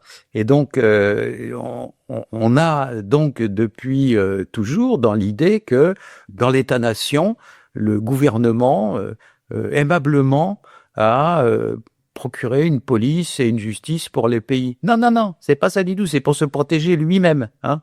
Donc, essentiellement, pour se protéger lui-même. Alors, pourquoi je vous dis ça? Parce que remarquez bien qu'à la Libération, les magistrats qui ont été inquiétés comme Collabo, c'est 0. Le nombre est infinitésimal. Peut-être qu'il y en a un ou deux qui avaient condamné des gens à mort, et puis mais à l'époque, 4000, 5000 magistrats, il y en a eu un ou deux. On n'a touché à aucun gendarme. Si ma mémoire est bonne, c'est les gendarmes qui gardaient Drancy quand même. Pas un qui a eu même une contredanse, une contravention à 50 balles, quoi, à l'époque. Donc, on touche pas à ces institutions. Comme personne n'a jamais touché à la justice, elle est restée telle qu'elle était. La justice en France, les hauts magistrats, on parle pas du petit juge qui fait des divorces à Argenteuil, hein, mais la haute magistrature, les 400-500 principaux, c'est la noblesse de robe. Rien n'a changé depuis Montesquieu. J'ai donné 10 fois cet exemple-là quand j'écris un livre. Hein. Je l'envoie à la présidence de la République, à monsieur machin. Je ferai pas ça avec Macron parce qu'il m'agace. Mais avant, des fois, oui. Hein. Donc, et puis, vous recevez 6 semaines après une carte. Il n'a jamais lu, mais enfin, il y a un mec qui dit, mais ouais, c'est gentil et tout. Vous faites ça avec un haut magistrat, ça va à la poubelle. Il faut aller le voir, lui dire, monsieur le procureur général, j'ai écrit un livre. Il me dit, ah, mais mon cher ami, mais comme c'était mal, il faut faire sa cour, vous voyez. Voilà, c'est ça la magistrature. Ce sont des gens dont la fréquentation, personne les connaît, personne les voit ni ne les fréquente, ils sont entre eux. Personne n'est infoutu de donner le nom d'un haut magistrat. On les connaît pas. Et donc, ils sont entre eux, et ils sont très peu nombreux, et les 35 procureurs généraux, ou 34, enfin bref, de la France métropolitaine, ont ce pouvoir immense de l'initiative des poursuites. Le procureur général près de la Cour de cassation met le président de la République en examen pour forfaiture ou haute trahison. Comprenez, c'est pas n'importe quoi. Et ces gens-là, ils vivent entre eux. Alors, ils ont un bon côté, c'est qu'ils ont tout vu dans leur carrière. Depuis qu'ils étaient petits magistrats, qu'ils ont été ramassés à Maccabée dans le ruisseau à Marseille, where else. Et donc, de temps, ils sont montés dans la hiérarchie, ils ont tout vu. J'ai eu, dans un registre comparable, des longues conversations avec des évêques. Les évêques, ils ont tout vu depuis les confessions, les machins, les extrêmes-onctions. Les magistrats et les autorités religieuses sont les seuls qui voient mourir des gens. Ils ont une profondeur en eux. On ne peut pas être ça impunément. S'ils sont là pour défendre l'État, au regard de la perte de contrôle de pans entiers du territoire, on pourrait imaginer que même si l'ordre ne vient pas du sommet de la monarchie républicaine, ils agissent quand même. Alors ça n'est pas le cas parce que on les a laissés s'autonomiser. Ils sont entre eux. Et donc personne ne leur dit ça. Personne ne leur dit. Dans le temps, j'ai connu encore un moment où, en terrain neutre, parce qu'il y a la séparation des pouvoirs, quand même, qui est normal, on peut pas fricoter sur ça, voilà. Mais dans un terrain neutre, c'est-à-dire à la faculté de droit, qui est devenue Paris 2, il y avait, j'ai eu un monsieur qui est devenu procureur général Paris, puis après ça PG à la Cour de casse, qui donnait des cours à l'Institut de criminologie, qui, dans ce contexte, il y avait des réunions avec des élus, etc., pour voir un petit peu. Mais à l'heure actuelle, chacun est dans son coin et fait ce qui lui plaît. Donc il n'y a pas, l'attelage n'est pas tenu. Une fois de plus, la décision n'est pas prise au sommet. Et donc dans ce contexte-là, rien ne change. Vous savez de quand date la dernière réforme profonde, c'est-à-dire systématique, du corps de la police en France? Voilà, c'est un décret Pétain-Darnan de 1942. Depuis, il y a eu des retouches microscopiques. Il faut être juste. Le seul qui a tenté de faire ça, c'était Jospin. Jospin a dit, mais c'est pas croyable. Alors, on avait été un certain nombre à lui dire, mais les commissariats n'ont pas changé de place depuis 1940. La police nationale... D'appel non plus. Oui, mais commençons par les flics. Le centre-ville grouille de policiers, la campagne profonde grouille de gendarmes. Entre les deux, là où s'est installé 50% de la population depuis les 30 Glorieuses, et notamment tous les immigrés, c'était le moins cher, on pouvait faire des HLM à bon marché, il n'y a rien, ni personne. À Paris, un policier pour 100 habitants, dans la petite couronne, un pour 250, dans la grande couronne, un pour 500. Alors qu'il y a un tiers en matière de crime. C'est quoi cette histoire? Alors, pourquoi les dirigeants politiques ne font rien? Le nombre de ministres que j'ai vus, à qui j'ai dit ça, alors, ils vous font un petit sourire du style, oui, mais c'est moi qui vais tirer les patates chaudes du feu avec toutes les emmerdes avec les syndicats et tout, et après ça sera pas moi qui pourrais en tirer le bénéfice parce que je serai plus là au pouvoir. À l'heure actuelle, les petits bonshommes qui nous dirigent, ils ont leur intérêt dans la tête, et si ça doit servir à la France, mais c'est au-delà de leur horizon ministériel, ils touchent pas. Et les magistrats? Parce que moi, j'en reviens aux magistrats. Alors, le poids de mesure. Non, mais parce que vous disiez, l'ordre vient pas d'en haut. Mais serait-il prêt à accepter des ordres de n'importe qui? Puisque pour parler d'un cas concret, celui de Marine Le Pen, par exemple, on n'a pas l'impression que la magistrature ou la haute magistrature française soit particulièrement ouverte à l'idée qu'elle puisse un jour être présidente de la République. Parce que moi, je me souviens que dans la décision visant Marine Le Pen, je parle pas de la condamnation en soi, dans l'affaire des assistants parlementaires européens, mais la motivation de l'exécution provisoire de sa peine d'inéligibilité, c'est que son élection est considérée comme un trouble à l'ordre public. Bon, la possibilité de son élection en soi est considérée comme un trouble à l'ordre public. Alors, ça évoque pas des magistrats qui sont prêts à accepter des ordres non mais du premier qui aurait une volonté politique un peu ferme. c'est le résultat du fait que, par faiblesse, par trouille aussi, parce que l'entourage de M. Macron, il est quand même très corrompu. Vous avez vu le livre. Laisse la responsabilité. Non mais vos propos. je vais le prouver tout de suite. Quand en 2017, il se présente comme candidat, il y a un livre qui est écrit pour soutenir et pour illustrer sa pensée, etc., qui s'appelle Les mots de Macron. Les mots de Macron. Il est encore, je crois, en vente. Il a été publié chez Dalloz. Il est signé de Monsieur Olivier Duhamel et il est, préfacé de Monsieur Bigorgne. Le premier, la famille Diagrand. Des affaires privées. Ouais. Plus que des affaires de corruption. Comment des affaires privées? Mais c'est très grave. L'un a été accusé. Vous avez des partous avec des mineurs, ça vous paraît anodin comme ça? Les partous ou les faits d'agression sexuelle. Non mais que le mec préside Sciences Po et puis le siècle, etc.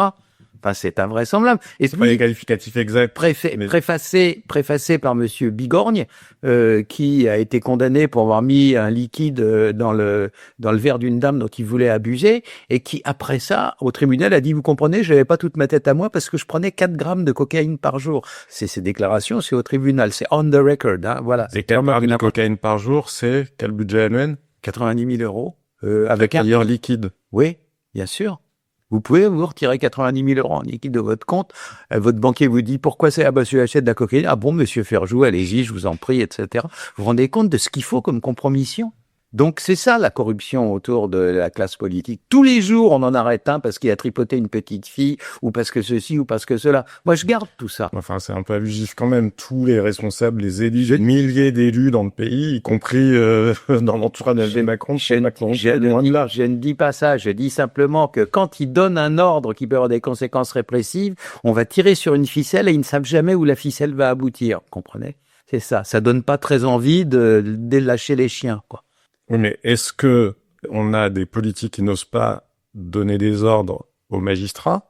Je vous parle pas d'ordre dans des dossiers particuliers, parce que là, ça ne respecterait pas la séparation des pouvoirs, mais en matière de politique pénale, ou est-ce que on a des magistrats qui sont en situation, finalement, de contrôler tout le monde parce qu'ils ont des dossiers sur tout le monde? Alors, c'est pas ça, c'est que, à mon avis, cette espèce de rétraction et de crainte a abouti à un corporatisme déchaîné où ils sont entre eux et ils font ce qu'ils veulent, quoi. Voilà. Notamment, le cas le plus flagrant étant le parquet national financier. Je vais vous donner mon cas personnel pour une histoire mais vraiment de corne-cul. J'ai été condamné à 30 000 € d'amende, alors qu'il est expressément prévu, le droit, tous les traités prévoient qu'il n'y a pas d'appel d'offres quand il s'agit d'affaires urgentes et quand il s'agit d'affaires de sécurité.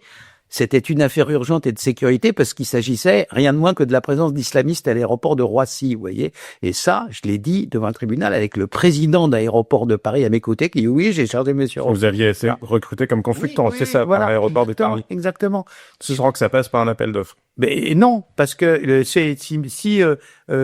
non, mais j'ai bien compris, parce que c'est un cas urgent. Président, mais pour tout le monde, on n'a pas votre vie entière en tête. D'accord, mais s'il y avait ça, et d'une part, et deuxièmement, la condamnation portait sur le fait qu'il y avait un seuil au-delà duquel il fallait faire un appel d'offres. Le seuil annoncé par la magistrature, dans les arrêtés, c'était 25 000 €. Même Aéroport de Paris était infoutu de me montrer un papier où la somme en question était marquée. C'est-à-dire que même dans le règlement intérieur, toujours dans le but d'avoir ma tranquillité, j'ai pris un des cabinets d'experts comptables les plus renommés de Paris. Ils ont cherché pendant 3 mois. Il n'y a aucune trace de cette histoire de seuil des 25 000 €. Donc, à l'heure actuelle, le parquet national financier fait n'importe quoi. Alors, pourquoi ça avait-il eu envie de s'en prendre à vous? Ils ont voulu se faire un crâne, quoi. Voilà, il passe à la télé, il est criminologue, mais on va lui montrer. C'est des petits procs gauchistes, quoi. Voilà, c'est tout. C'est pas évidemment. J'ai montré ça à des magistrats d'appel, ils sont arrachés les cheveux. Non, mais qu'est-ce que c'est que cette histoire, quoi? Enfin, je vendais pas des bouteilles d'eau minérale ni des bicyclettes, quoi. évidemment, auquel cas il faut faire des appels d'offres. Ok, c'est normal, il y a d'autres marques, etc. Voilà. Mais ils font à l'heure actuelle n'importe quoi. C'est du corporatisme déchaîné. Mais qui pourrait mettre un terme à ça? Parce que il y a une autre chose que je trouvais intéressante dans ce que vous dites. C'est vous dites, mais le sujet, c'est pas que les magistrats seraient très à gauche, ni même tous de gauche. C'est autre chose. Oui, le fait est que sur 20 magistrats qui votent pour le syndicat de la magistrature, il y en a 10% qui sincèrement sont de gauche et les autres, ils sont frustrés par leur manque de moyens. Si jamais la justice tournait normalement, ils se calmeraient et puis ils adopteraient une position plus modérée. Mais à l'heure actuelle, ils sont dans une espèce d'affolement, d'impuissance, quoi. Alors ils se vengent comme quand un animal a peur, ben il mord. Voilà, c'est à peu près un réflexe de ce niveau-là. Mais pourquoi ne mord-il pas tout le monde? Mais ils mordent ceux qui passent à leur portée, ceux qu'on amène devant eux et qui sont dans le... Il y en a beaucoup qu'on amène devant eux et on voit bien qu'ils mordent quand même plus certains que d'autres. Encore une fois, on voit bien la manière dont sont... Oui, c'est vrai, mais c'est parce que... de délinquants... Je vous ai expliqué ça depuis le début. Ils ont compris quelle était l'orientation de la Macronie et donc ils font ce qu'on leur demande de faire. Vous savez, ils sont au niveau général, ils sont pas très, rebelles aux instructions du pouvoir, quoi. Et donc, avec un président ou une présidente qui arriverait avec une poigne de fer, pour vous, le problème est une poigne de fer, pas une volonté à minima. Une volonté. Je pense que on n'écoute pas assez à l'heure actuelle les hauts magistrats. Ils sont détenteurs de la philosophie du droit. Ils ne peuvent pas, parce que tout ce qui remonte de partout, de l'institution judiciaire vers eux, c'est énorme. Ils connaissent le pays bien mieux que les politiques et les députés qui ont que les petites circonscriptions dont ils sont informés. Eh bien, je pense que il y avait dans le temps une espèce... comment qualifier ça, de Vatican collectif, où il y avait comme des archevêques ou des gens comme ça qu'on écoutait, qu'on prenait en compte et en considération. Mitterrand savait ça très bien. Alors, il s'agit pas d'être béat. Mitterrand se méfiait des juges. Il disait, ils ont tué la monarchie. Si on n'y fait pas attention, ils tueront la République. Vous savez, c'est les cours qui ont tué la monarchie. Dans aussi, son tueur, en tout cas, il méprisait peut-être plus précisément. Alors, oui, c'était le côté tous vichistes et tous gaullistes qui lui avaient un peu tapé sur les nerfs. Mais c'était ça, quoi, quand même. Donc, à l'heure actuelle, pourtant, il n'aurait pas dû, parce que il était avocat, il aurait dû savoir ça. Ça ne sert à rien. Nicolas Sarkozy s'en est pris à la haute magistrature, il les a des petits pois dans une boîte, etc. Et ça passe pas, parce que c'est la... Vous voyez, vous êtes en pleine contradiction. Tout à l'heure, vous me dites que c'est pas parce qu'il s'en était pris au magistrat. Non, je disais que c'est pas du tout ce que j'ai dit. J'ai dit qu'il ne s'en était pas pris à la justice en disant qu'ils étaient pas assez ceci ou trop cela. Il les avait injuriés collectivement. C'est pas du tout la même chose. L'idée de fond était quand même, je me souviens de l'affaire en question, c'était sur un problème de récidive. C'était à partir d'un fait divers en particulier. Le propos, il n'avait pas tenu comme ça dans le vide pour le plaisir de s'en prendre à des magistrats, même si certainement il aurait pu s'exprimer autrement. C'était parce qu'il leur reprochait de ne pas traiter assez durement les multirécidivistes. Mais c'est comme il leur a reproché ensuite, quand il n'en a pas eu le temps, de ne jamais avoir appliqué les peines planchées. Vous dites qu'il suffit d'une volonté de faire, mais regardez cet exemple des peines planchées. Les peines planchées, elles ont été votées pendant le quinquennat de Nicolas Sarkozy, avant que François Hollande revienne dessus, avec l'argument qu'elles ne servaient à rien puisqu'elles n'étaient jamais appliquées, et pour cause, puisque les magistrats, au nom de l'individualisation des peines, ne les ont jamais appliquées. Mais qui il avait comme ministre de la Justice, Sarkozy? Rachida Dati d'abord. Voilà. Et Monsieur Mercier ensuite. Oui, mais l'initial est le plus fort de Rachida Dati. Je veux dire, appliquer n'importe quoi que vous demande Madame Dati, c'est une farce, quoi. Ça veut dire tout le monde. Le dernier greffier arrivé se tapait sur le ventre, quoi. Pas sérieux. Alors, il faut commencer à avoir des gens... La légalité, la légitimité républicaine, oui, elle était ministre de la République, elle était ministre de la République. Les lois étaient en apparence répressives, mais en réalité... pas de prison au-dessous d'un an, pas de peine courte, pas de ceci, ça date du temps de Sarkozy, tout ça.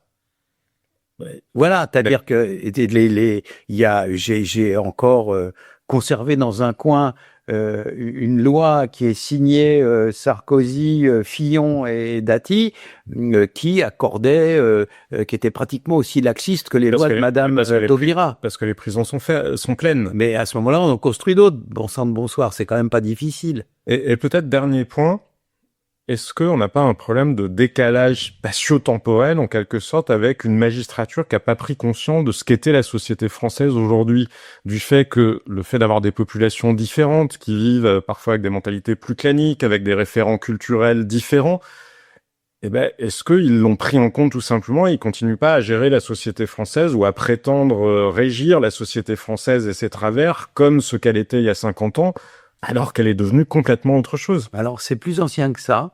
Jamais la magistrature française n'a pris en compte sérieusement les phénomènes de criminalité collective. Vous allez voir Crépol, comme ils refusent c'est l'omerta, et voilà, ils vont prendre des peines à la gland là, et donc pourquoi? Parce que les responsables, le droit. Crépol, le meurtre du jeune Thomas, et voilà, où il y a après un bal, et on a 14 mecs arrêtés. De malheureuses victimes de l'exclusion et du racisme, dirait Libération. Et donc la magistrature française, la justice française n'a jamais pris en main sérieusement, une bonne fois pour toutes, le problème de la responsabilité collective. Ça a été la loi Sécurité et Liberté, je connais très bien Jean-Claude Soyer, qui est aujourd'hui décédé, puis c'était mon patron à l'Institut de criminologie. Ça a pas suivi parce que il n'y a pas eu une remise en cause de fond en temps. C'était sous Sécurité et Liberté, c'était sous 75 ou quelque chose comme ça, 74 ou 75. Et donc là, il y a eu donc une tentative de dire que quand il y avait une émeute, les émeutiers, non, l'individualisation de la peine, etc. Donc, faut revenir sur un certain nombre de concepts, mais c'est pas de la responsabilité de la justice. La justice ne s'auto. Ce sont les lois mal votées. Ce sont les lois de la République. Et alors toujours, on vous dit que on va le faire demain, mais c'est demain en race gratis, quoi. Et le criminologue que vous êtes, justement, qui a un regard au long cours et sur différentes sociétés, pas uniquement la France, en quoi la France d'aujourd'hui, on le sait aussi, les sociétés qui sont moins homogènes, souvent sont des sociétés plus violentes. Bien sûr. Est-ce qu'on est condamné à cette violence-là parce que, tout simplement, les Français ont changé? Alors, il y a deux choses. Il y a ce qui, dans la situation actuelle, relève de l'impéritie du gouvernement, et par ricochet du législatif, c'est-à-dire que les magistrats, ils se défendent en disant nous on a les lois, on les applique, si vous faites d'autres lois, on les appliquera autrement. Les magistrats sont des techniciens. Voilà, à l'heure actuelle... On l'a vu avec les peines planchées, quand ils n'ont pas envie de les appliquer, ils les appliquent pas. Parce que les personnes, je veux dire, c'est simple, les êtres humains sont pas des robots. Il faut avoir envie, le général de Gaulle demande une cour de sûreté de l'État, il l'a, et puis on applique les règles de la cour de sûreté de l'État. Tandis que Rachida, pardon, je veux pas être méchant, mais oui, voilà, c'est pas la même point de vue. C'est pas un argument. Si, c'est un argument parce que non, déjà parce qu'elle a certainement des qualités, mais au-delà de ce point-là, on est obligé de faire avec qui sont les responsables politiques aujourd'hui. Et voilà, je vous dis que c'est un problème politique, un problème de responsabilité politique. C'est simple. Il n'y a pas de raison de considérer des gaillards qui font 1m88, qui ont déjà violé la moitié de la cité, comme des mineurs étaient en 1945, vous comprenez? Voilà. C'est pas les mêmes individus, quelle que soit techniquement la date de naissance qui est sur leur carte d'identité, s'ils en ont une. Voilà. Donc c'est ça le problème. Le problème, c'est un retour au réel. Le retour au réel, seul le gouvernement, seule l'autorité de l'État peut l'imposer de manière très simple en disant revenons à des choses précises. Monsieur Machin, vous êtes nommé ministre de la Justice, vous avez 6 mois pour faire en sorte que le code de procédure pénale passe de 1000 pages à 200 pages. S'il vous plaît, faites vite et ça peut aller très vite. Les hauts fonctionnaires et les hauts techniciens du gouvernement sont des gens très capables. Ils savent tout faire, vous savez.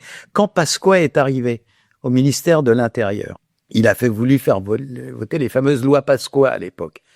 Il n'avait pas encore tout son cabinet. Qui a rédigé les lois Pasqua en question? C'est ceux qui étaient en place et qui assuraient les affaires courantes, c'est les socialistes de Joxe.